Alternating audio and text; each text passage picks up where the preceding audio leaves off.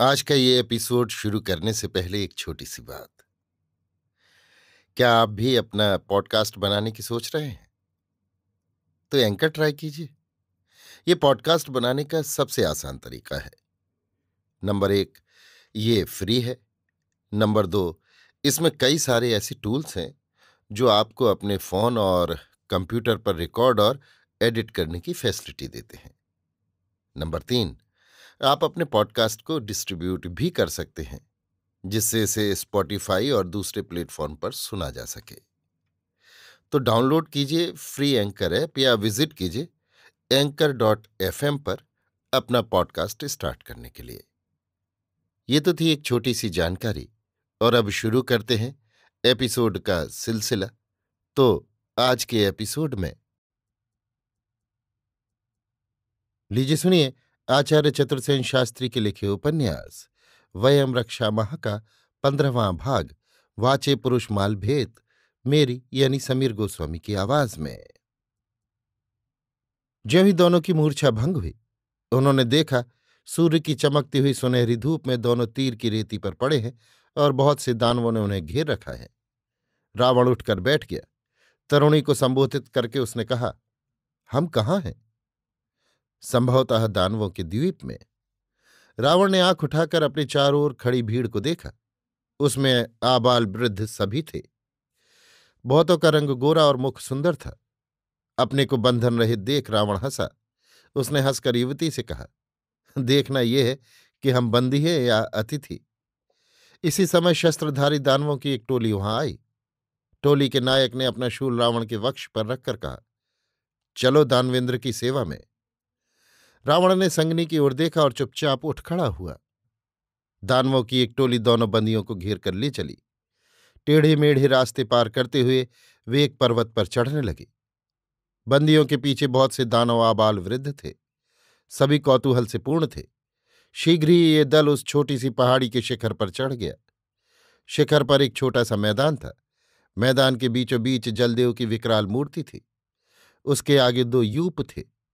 दानवों ने दोनों बंदियों को यूपों से कसकर बांध दिया। थोड़ी देर में दानवेंद्र मकराक्ष गाजे बाजी के साथ आया। दानवेंद्र के साथ ही उसकी महिषी भी थी। महिषी प्रौढ़ावस्था की थी। कभी वो सुंदरी रही होगी। उसके अंग पर रत्न मणि स्वर्ण का बाहुल्य था। वो सुकोमल चर्म सज्जा से सज्जित थी। दानवपति मकराक्ष ने भी मस्तक पर, भुजाओं पर, वक्ष पर स्वर्ण धारण किया था। उसके एक हाथ में स्वर्ण दंड था, दूसरे में मणिकलश। वो धीरे धीरे कोई मंत्र पाठ करता आ रहा था। उसके साथ एक ठिगने कद का वृद्ध पुरुष था। उसकी खूब बड़ी लंबी सफेद दाढ़ी थी। वो कमर में व्याघ्र चर्म पहने था। उसके हाथ में बहुत बड़ा खड्ग था। दोनों पुरुष यूप के आगे आकर रुक गए। दानवेंद्र ने महिषी सहित देवता का पूजन किया। फिर दोनों बंदियों को मुक्त कर स्नान कराकर उन्हें नवीन वस्त्र धारण कराए। हविष्यान्न खाने को दिया। इसके बाद दानवेंद्र ने महिषी सहित हवन किया। अग्नि प्रदक्षिणा करके उसने बलि का पूजन किया। वृद्ध दाढ़ी वाला व्यक्ति चरक था। उसने मंत्र पाठ करते हुए कहा, वाचे पुरुषुमा लभेत। दैत्येंद्र ने अंजलि में जल भरकर कहा, वाग देवता वय पुरुषम पूरकम आलभेत। इतना कहकर उसने अंजलि का जल रावण के सिर पर छिड़क दिया। दाढ़ी वाले पुरुष ने फिर प्रदक्षिणा कर कहा, प्रतीक्षाय कुमारीम। दैत्येंद्र ने उसी भांति अंजलि में जल भरकर कहा, प्रतीक्षाय लब्धव्यस्य वस्तुना लाभ प्रतीक्षण भिमान्ये कुमारी मनूढ़ाम कन्या मां लभते। इसके बाद दाढ़ी वाले पुरुष ने पुकार कर कहा, पशु लाओ। तुरंत ही गाय, घोड़ा आदि 7 ग्राम्य पशु और हरिण आदि 7 जंगली जीव रस्सियों से बांध कर लाए गए।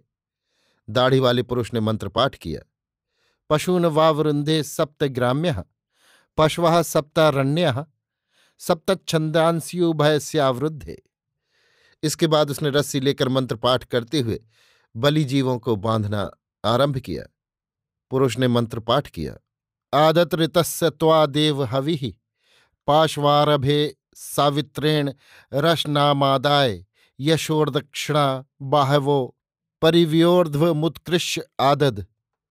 इन मंत्रों को पढ़कर दानवेंद्र ने रावण की तथा महिषी ने दैत्य बाला की दाहिनी भुजा रस्सी से बांधकर ऊपर को खींची। चरक ने फिर मंत्रपाठ किया। दक्षिणोदहा शिरसि पाशेनाक्षणाया प्रतिमुच्य घर्षा मानुषा नित्यतरतो यूपस्य न्यूनक्ति दक्षिणत एकादशिनान। ये मंत्रपाठ होने पर उन्होंने वही रस्सी सिर की तरफ ले जाकर पीछे से पैरों को भी बांध दिया। वध्यों का अंग जकड़ गया। चरक ने अन्य पशुओं को भी इसी भांति दूसरे यूपों से बांध दिया, जिससे वे हिलडुल न सकें। अब उन्होंने मंत्र पाठ कर फिर अग्निहोत्र किया। चरक ने उठकर खड्ग उठाया और मंत्र पढ़ा। वज्रो वै स्वधेते शांते पार्श्वता। और एक पशु का सिर एक ही बार में धड़ से जुदा कर दिया। उसका मांसखंड लेकर यजमान दैत्येंद्र और महेशी ने आहुति दी। इसी प्रकार मंत्र पाठ करके एक एक कर सभी पशुओं को मार मार कर यज्ञ करना आरंभ कर दिया। इस समय बहुत से दानव वहां आ जुटे थे। उनमें बहुत से उन मारे हुए पशुओं की खाल उधेड़ उधेड़ कर उनका मांस साफ करके बड़े बड़े भांडों में भरकर चूल्हों पर चढ़ाने लगे। चरक ने मंत्र पाठ किया। सुकृताच्छमितारः कृष्णवंतूत मेघ श्रुत पाकम पचंतु। इसके बाद अब दानवेंद्र मकराक्ष विकराल खांडा हाथ में लेकर रावण के सम्मुख आया। उसने कहा, अरे विश्रवा मुनि के पुत्र, वाणी के देवता के लिए, जलों के देवता के लिए, अलभ्य वस्तु उपलब्ध होने के लिए मैं तेरी बलि देता हूं। अंतरिक्ष के देव प्रसन्न हो, जल के देवता प्रसन्न हो, तुझे स्वर्ग मिले। ये पूत खड्ग तुझे पूत करे। महिषी ने दैत्यबाला के सम्मुख आकर कहा, लब्ध प्रतीक्षा देवता के लिए तुझे बलि देती हूं। उसने अपने खड्गी की नोक से उसे छूते हुए अक्षत उस पर फेंके। इसके बाद चरक ने उन्हें पुष्पमाला अर्पित की और सौत्रामणि सुरा दी। बहुत से बाजे जोर से बज उठे। सुरा पीकर रावण चेतन हुआ। आसन्न विपत्ति को उसने देखा। सामने दूर समुद्र के शांत जल पर क्षितिज के उस ओर पर जाकर उसकी आंखें ठहर गईं। आशा और उल्लास से उसका हृदय धड़कने लगा। उसने देखा, नील जलराशि पर सुदूर क्षितिज के पास श्वेत श्वेत धब्बे दिख रहे हैं। उसने नेत्रों के संकेत से दैत्य कुमारी को भी बता दिया। उसके होठों के स्फुरण से तथा नेत्रों के आह्लाद से वो समझ गई कि कुछ आशाजनक संदेश है। थोड़ी देर में उसने देखा, बहुत से पोत अपना पाल उड़ाए इधर बढ़े आ रहे हैं। दानवों का उधर ध्यान न था। वे जोर जोर से बाजे बजा और चिल्ला रहे थे। चरक मंत्र पाठ कर रहा था। नरबली की पूरी तैयारी हो चुकी थी। खड्ग मंत्रपूत किए जा रहे थे। कुंड में बहुत सी चर्बी, तिल, मांस और ईंधन जल रहा था। बड़े बड़े भांडों में बली हुए पशुओं का मांस पकाया जा रहा था। उधर भीड़ भाड़ में सब कुछ अव्यवस्थित सा दिख रहा था। अब चरक की आज्ञा से दैत्येंद्र खड्ग लेकर रावण का वध करने आगे बढ़ा। यूप से बद्ध रावण ने अपनी आंखें फैलाकर फिर विस्तृत समुद्र की ओर देखा। अनगिनत तरणियां तीव्र गति से चली आ रही थीं। रावण ने कहा, दानवेंद्र से मेरा एक अनुरोध है, वो धर्मानुबंधित है। वो क्या है, कह। मैं मुनि कुमार हूं, मुझे वेद पाठ करना है। सो तू कर, पर अधिक समय मैं ठहर नहीं सकता। वेद पाठ से दानवेंद्र का भी कल्याण होगा, चरक से पूछो। चरक ने दाढ़ी पर हाथ फेर कर कहा, विश्रवा मुनि का पुत्र ठीक कहता है, वो वेद पाठ करे। रावण ने उच्च स्वर से वेद पाठ करना प्रारंभ किया, परंतु तरणियां अभी बहुत दूर थीं। मकराक्ष ने कहा, बस अब और नहीं ठहर सकता। वो खड्ग लेकर आगे बढ़ा। रावण की दृष्टि में व्यथा व्याप गई। दैत्यबाला की दृष्टि भी उन्हीं तरणियों पर थी। संकट समुपस्थित देखकर उसने कहा, मैं कुमारी हूं, दैत्य कन्या हूं। लब्धव्य की प्राप्ति के लिए पहले मेरी बलि हो। चरक ने हाथ उठाकर कहा, कुमारी मनूढ़ा कन्या मालभेत। उसने महिषी की ओर संकेत किया और यज्ञपूत खड्ग महिषी को दिया। महिषी खड्ग लेकर आगे बढ़ी। रावण कुछ प्रतिक्रिया करे, इसके प्रथम ही दानव महिषी का खड्ग बलि पर पड़ा। दैत्यबाला का सिर कटकर नीचे लटक गया। धड़ से रक्त की धारा उमड़ चली। रावण के नेत्रों में अंधकार छा गया। यूप को उखाड़ने और बंधन मुक्त होने के उसके सारे ही प्रयत्न निरर्थक गए। दानवों ने देखते ही देखते दैत्यबाला का सिर काटकर यज्ञ वेदी पर चढ़ा दिया। चरक ने मंत्र पढ़ा, आददृतस्य त्वा देव हवि। देखते ही देखते दैत्यबाला के छटपटाते शव के दानवों ने टुकड़े टुकड़े कर डाले। मांस खंडों को एक बड़े भांड में भरकर पाक करने के लिए आग पर चढ़ा दिया।